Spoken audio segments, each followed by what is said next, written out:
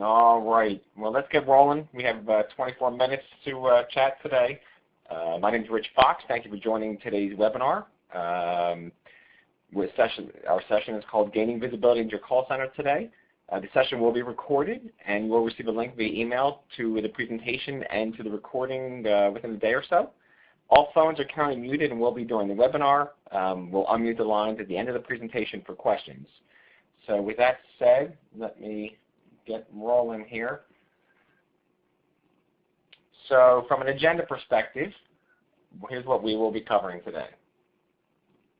We're going to cover just a quick refresher on the cloud call center. We'll talk mostly about gaining visibility in your call center. So we're going to look at it in 4 different areas.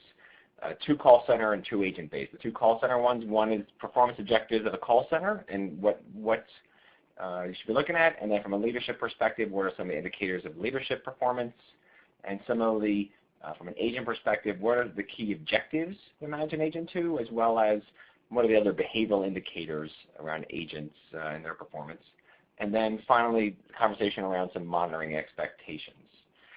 So my name is Rich Fox. I'm your speaker today. I've spent about 20 years in technology, a little bit more, about 15 specifically in the call center world, and ran some very large call centers. So I had up to about 2,500 agents across the country and across the globe for a large financial services outsourcer. I have been both from an operational call center operations perspective, been responsible for a large call center, as well as from a technology perspective. So you'll probably find no bigger advocate for cloud-based technologies and no bigger advocate for leveraging technology to add value. So with that said, let's jump into it. So let's just start out with what is a traditional premise-based phone system. So this diagram depicts a typical one. In the scenario, typically equipment is purchased and installed into every location, along with associated professional services to bring that equipment online and test it and whatnot. In each location, there are carrier phone services installed that deliver the inbound calls and handle all the outbound calls to the outside world. Internal calls and call center transferred between locations are sent across the customer's private network or WAN. Since calls physically terminate into a specific location in this model, calls that need to be transferred out of that location to an alternative location to get answered in some instances. So for instance, in this example, a call may come into the New York office that's answered by an agent in the San Francisco office. That call physically comes in the front door of New York City through the New York City equipment, is sent across that private network or WAN to San Francisco, and finally through the equipment into the agent's desk phone. When any of these components become unavailable due to a power issue, a server crash, a network issue, or any other of the multitude of reasons that technology fails, and technology does fail, there's a disruption of services, and since that call physically cannot reach its intended destination. This is a typical architecture of a premise-based call center. In many cases, you can send calls to at-home agents. That does require some additional equipment or software or licenses. But in a nutshell, this is a typical looking multi-site call center on a premise-based world. Now let's compare that to a cloud-based call center. So in the cloud-based call center world, similarly there's equipment, but instead of it living predominantly inside each customer location, it lives inside the cloud. And so, what is the cloud? A cloud is just a fancy way of saying it lives in multiple data centers, lives in and has been architected in a way to be highly available and redundant, so that when technology does fail, there isn't a single point of failure that affects the caller. And really, the biggest differentiator is that cloud-based call centers are built for that diversity, so that at every level, from carrier access to the outside world, the internet access to equipment to data centers, that everything could fail, and not everything, but everything could fail, in individual pieces, and everything still keeps functioning. The goal really is to never give up a busy signal, never go off a network error message, anything like that. So if a given location is unavailable because there's a power issue, for instance, the callers don't even aren't aware of that. They still call in, they still hear their messaging, they still get their queuing. May not be able to deliver the calls to the users or the agents in the affected location, but they're still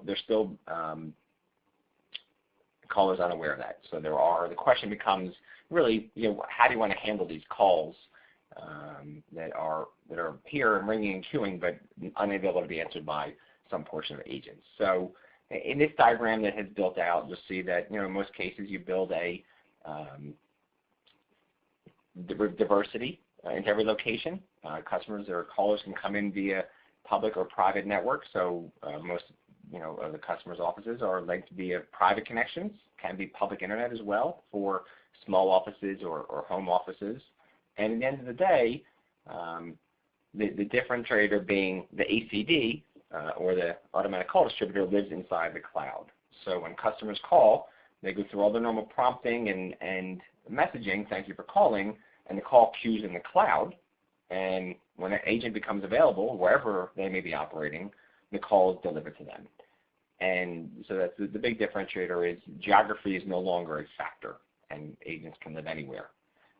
Same thing from a leadership perspective. Callers, as long as as long as the supervisor has internet connection, they have the ability to fully manage and operate the call center and real-time metrics and controls as well.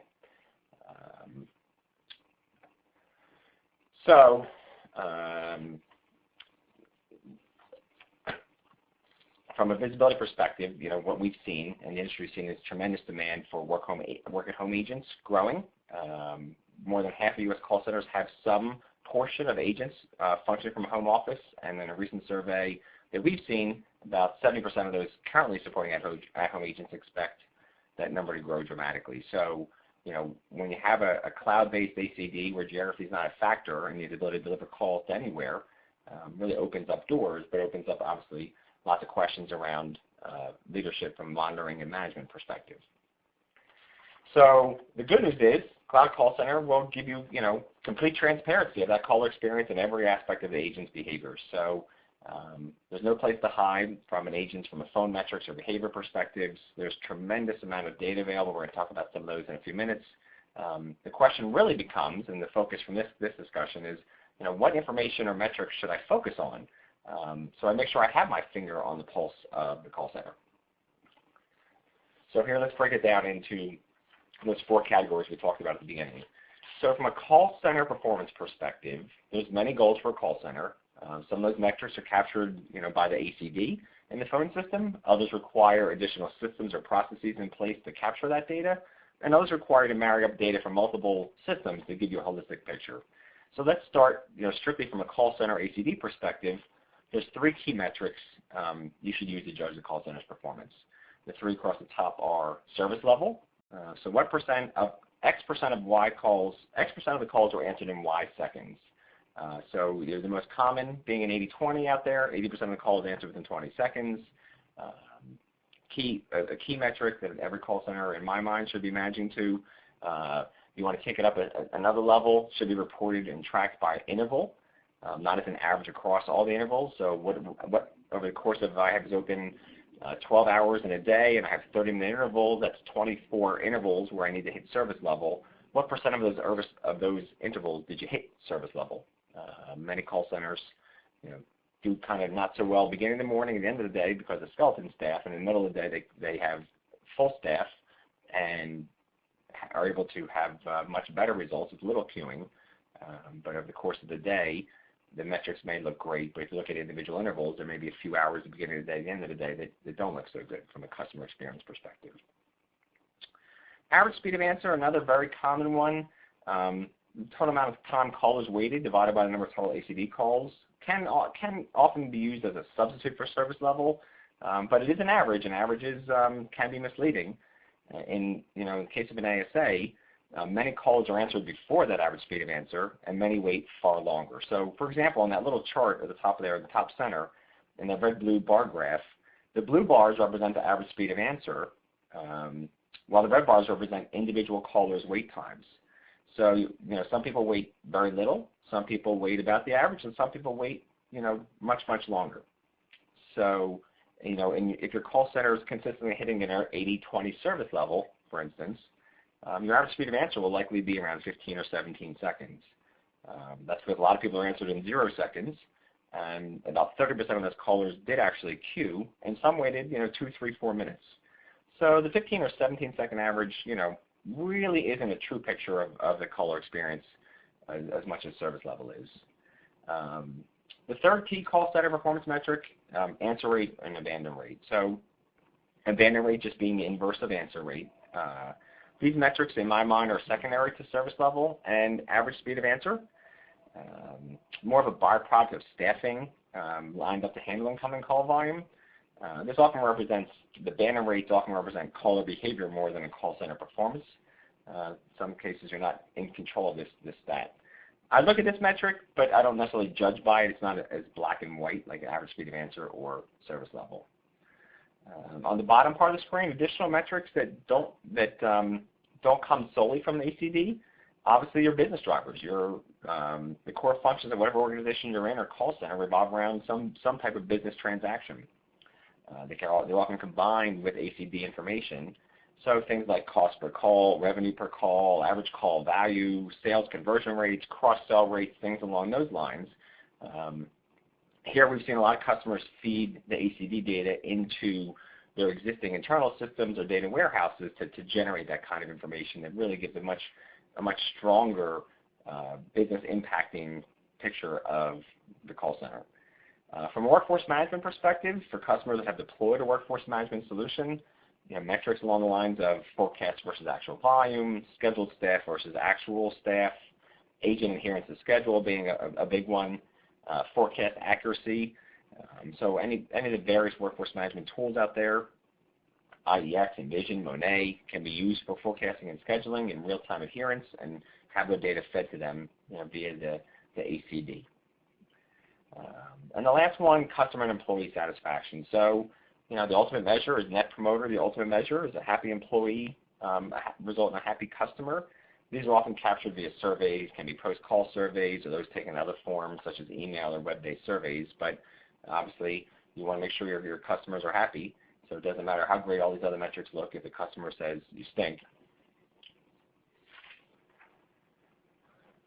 So that covers sort of the performance objectives. Let's talk about some indicators of leadership performance. These are additional metrics that are key to the call center, but serve more as indicators as opposed to objectives. So occupancy. After all, you're paying your call center agents to be on the phone, so anytime they're not on the phone may be considered unproductive. That may not be entirely accurate. Does occupancy equal productivity? Sometimes yes, sometimes no. Blocked calls. This is one of the big aha moments that many customers I've seen experience where calls, there's not enough bandwidth into a customer's organization, into their building, to handle the number of incoming calls. So in the technology world, you do need to specify, in many cases, how many concurrent calls you expect to be able to come in the front door in a premise-based call center. So I have 50 agents, so I shouldn't have more than 150 calls simultaneously. And once 150 calls are filled, the 151st caller gets a busy signal or a blocked call. Call never made it in the front door, never reached the ACD, never made it on any report that you've seen. So we've had a lot of customers who have gone live and all of a sudden had 40% pickup in call volume and on day one, and they're questioning, wow, there must be something wrong with this technology. What's going on here? The reality is there were no calls being blocked anymore, and all of a sudden they realized how much missed opportunity they had on the table. So one of the good news stories is block calls in a cloud-based world. Average handle time, this combined with your call volume is your actual call center workload. The number of calls times your average handle time is the amount of incoming work you have to do. So changes in average handle time directly impact your workload.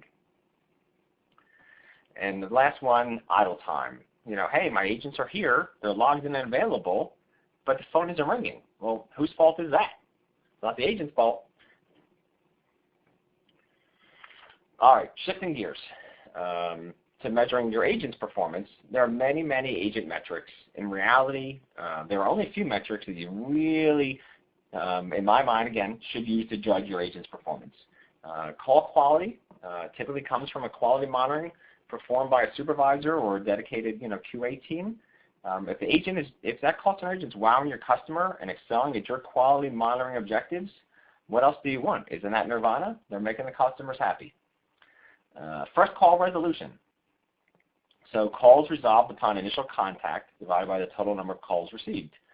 Since labor is the largest cost in any call center, and every caller wants their questions resolved right away, completing more and more calls as a one and done, as we used to call them, is key to cost and customer satisfaction. Our customers typically capture this information from either their CRM system or through the use of disposition codes tracked in the phone system. And finally, adherence to schedule. This comes from the marriage of workforce management schedules and the ACD information. Are my agents doing the right things at the right time? This comes from the workforce management system after it's fed real-time agent state information and compares that to the agent schedule. Did an agent make an outbound call when they're supposed to be available? Did they come back from lunch late? Are they available when their shift begins, or are they still grabbing that cup of coffee down in the break room? So if your agents are wowing the customer, meeting your expectations from a customer experience perspective, are resolving calls upon initial contact, and from a schedule perspective, doing what you ask them to do when you ask them to do it, in my mind, they're a rock star. Now that said, there's lots of agent metrics that people like to look at. These are all readily available in the call center, cloud call center. They are indicative of agent behavior that you can use to coach and mentor your staff to improve their performance. So handle time, we talked about that. Talk time and hold time and wrap up and ACW time can be used for planning purposes from a staffing perspective. Shouldn't really be a strict performance measure. Focusing on average handle time as a performance measure often results in repeat calls and lower quality and other poor behaviors as agents manage to hit the metrics that you set out for them.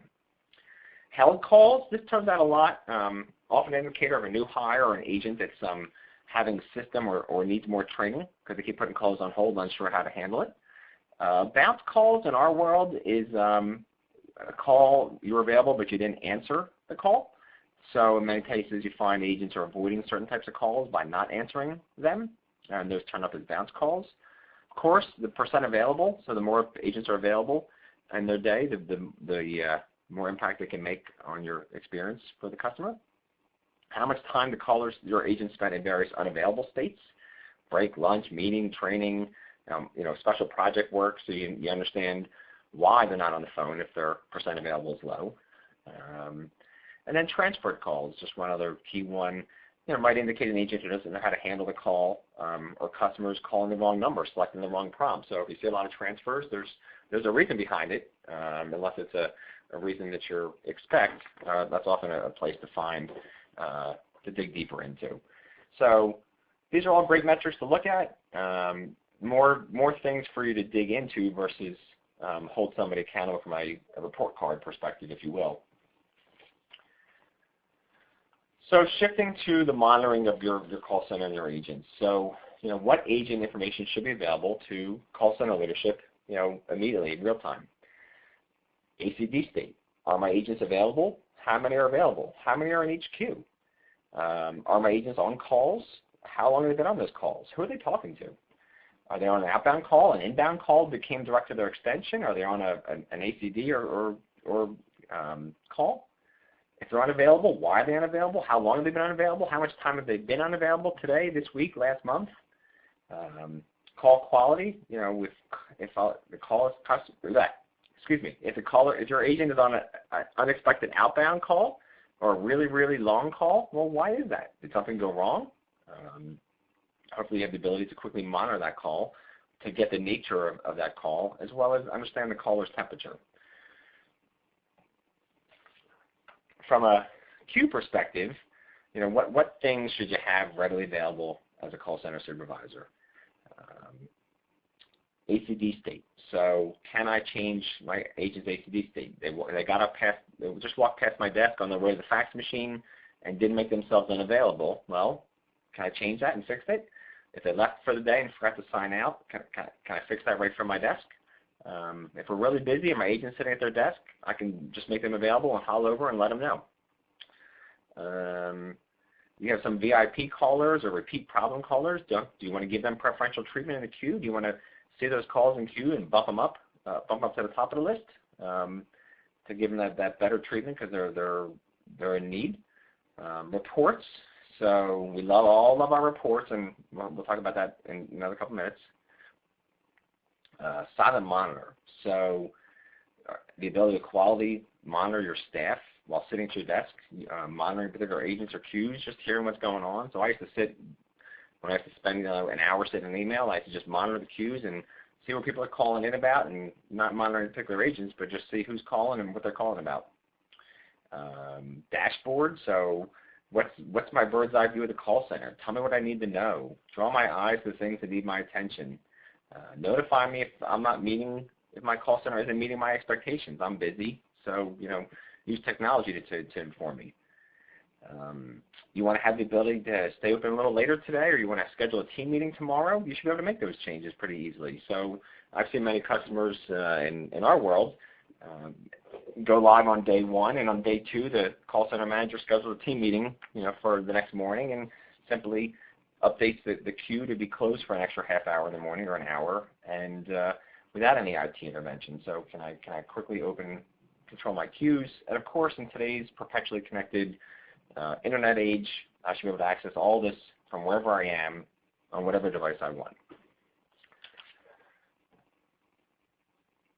So let's admit it, us call center people are a little nuts about reports. We can't get enough of them. The more data we can get, the better. We want metrics on everything, and we need numbers that quench our thirst. Well, we want pretty charts to show us how we did throughout the day and let us visualize some trends. We of course want the raw numbers behind those charts to sink our teeth into. We want to see our performance in various flavors and dimensions. And in reality, we want every metric on every call, so we can just simply go nuts in Excel to make our point, whatever our point is today that we're trying to make. We want those reports real time. We want them historical. We want them in different formats. We want them emailed to us. We want them monthly, weekly, daily, hourly. So we're junkies for data. So what do we do with all that data? How do we make sense of it? Where should we focus? How do I leverage all this visibility to make a meaningful impact on my call center? Good question.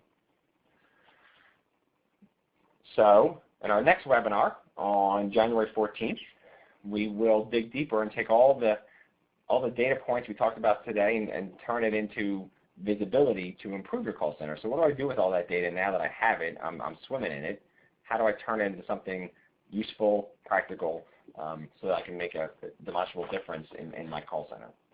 So I was trying to keep you within our 24-minute guideline. I think I nailed it exactly 24 minutes. So let me take a moment here. I will open up the floor to questions. Let me unmute the phone. You now have the ability to ask a question. To unmute your phone, hit *1 and then ask your question. Any questions I can answer for you out there?